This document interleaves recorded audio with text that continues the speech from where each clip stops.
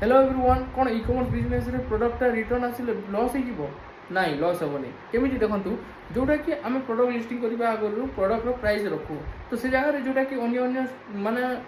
Price माने add होय जेमिति packing cost add होय आउ हमर जो प्रोडक्ट कॉस्ट ऐड हेबो आउ टैक्स जोटा कि कॉस्ट ऐड हेबो आउ से जगह रे जोटा कि रिटर्न कॉस्ट ऐड हेबो हला सो देखंतु हम जदी गोटे प्रोडक्ट रे रिटर्न कॉस्ट ऐड करूछु 20 टंका हला आमर जदि 10-11 पीसटा डेलीवरी हो जाऊँगी आ गोटे पीस रिटर्न आसूची ताहले आमको पड़ जाऊँ 200 टंका चार्जेस है 200 टंका चार्जेस पड़ा हेले आम जो 10टा पार्सलटा सक्सेसफुली डेलीवरी करूँ तार 20 टंका 10 माने गोटे प्रोडक्ट 20 टंका माने 10टा प्रोडक्ट है जोड़ा 200 टंका सो जो 200 टंका आमर लॉस होता रिटर्न रे सेटा आमको मिलगला है तो ए प्रकार जोटा कि कैलकुलेट करा जाए आउ इ कमर्स बिजनेस रे जदि बिना कैलकुलेशन रे इ कमर्स बिजनेस कले लॉस ही हेबो ओके।